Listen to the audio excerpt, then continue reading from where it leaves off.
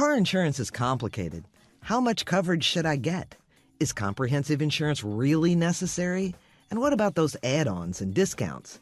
These are tough questions to answer, so it pays to be informed.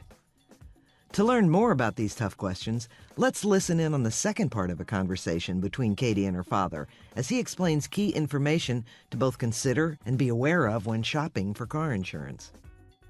Hey, Dad. Hey, Katie. How's it going? All is good here. I've been doing a little more research on car insurance, and I have a few more questions. Sure. What's up?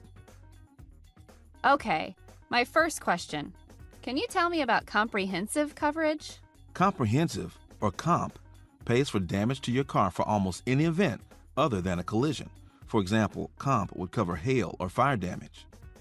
Comp also has a deductible, so for repairs, you'd pay the deductible and the insurance company would pay the rest.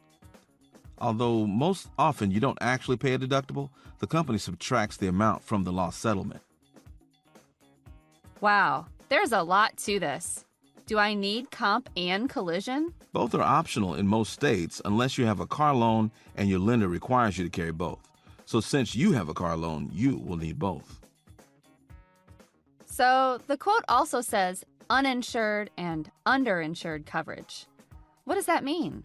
Uninsured coverage means that if you're hurt by a driver who has no car insurance, your policy will pay for your medical bills.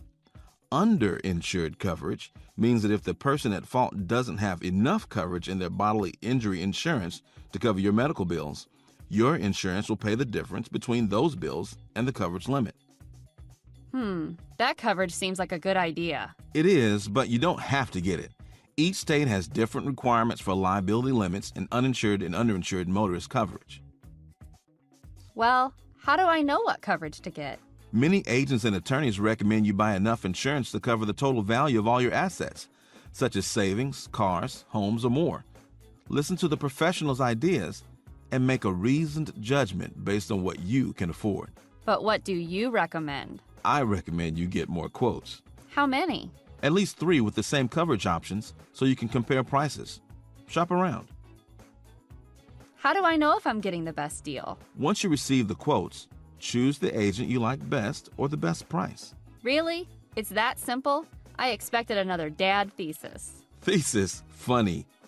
Car insurance contracts are written according to state requirements, so the actual legal contracts are the same for every company in a given state. So, policies are basically the same from company to company? Yeah, but companies do have slight variations in the coverage options available for you to purchase. For example, they may offer coverage for roadside assistance, rental cars, or full glass coverage. Why would I want to pay extra for full glass coverage? Well, it waives the deductible on broken glass claims and usually provides windshield repair at no additional charge. So it saves you some cash should you need a windshield. At this point, I'm all about saving cash. Well, then don't forget to ask about discounts. Most often, you can get a discount for having another policy like renters or homeowners insurance with the same company. Discounts vary by company, so be sure to ask. I will. But back to the coverage options. Which ones should I get? Good question. Do you have a good answer? Yes, but that would be too easy. Think about what you need and can afford. Then get some more quotes based on different options. Then let's talk before you make a decision. Thanks, Dad. You've been very comprehensive. Very punny. So many questions to consider when preparing to buy car insurance. Just liability or collision and comprehensive too? What about all the add-ons and discounts? So much to think about. It may be a hassle, but carrying auto insurance is very important.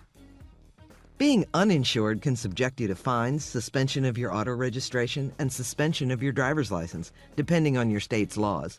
Being underinsured may force you to pay for part of the damage you cause to others. Insurance reduces those risks, and that's why it pays to be informed.